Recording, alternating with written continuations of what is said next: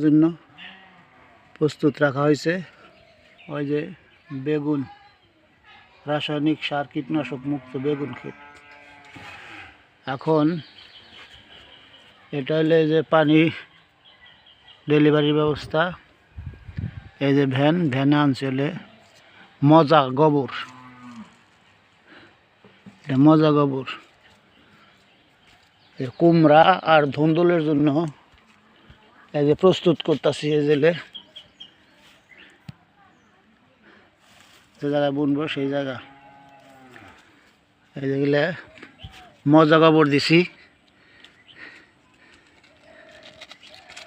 এগুলো আবার পানি দিমু, রেডি রাখুম। আস্তে আস্তে এগুলা রাসায়নিক সারের যে কার্যকারিতা তার চেয়ে বেশি গুণ হবে, কিন্তু ক্ষতি হবে না।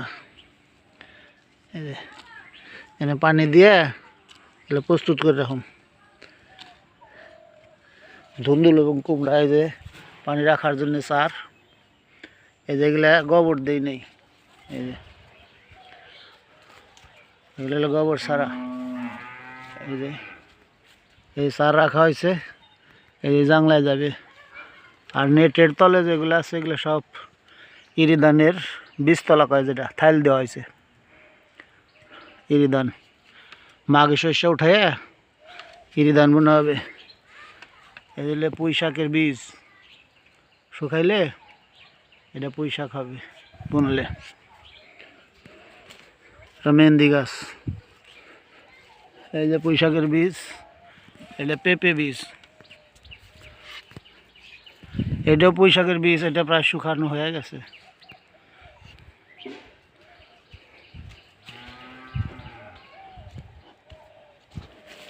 স্বনির্ভর কৃষি বাড়ির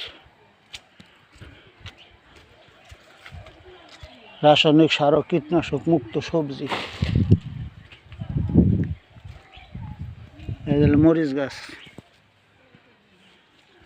এই যে টমেটো সার ছাড়া। এগুলো ভার্মি কম্পোস্ট দিই না, এমনি হয়েছে সার ছাড়া।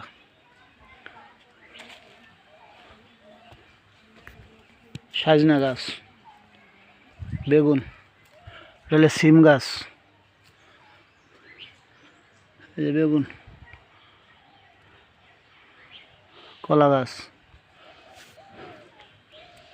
যদি সুস্থ থাকতে চান তাহলে নিরাপদ সবজি খান। ধন্যবাদ সবাইকে।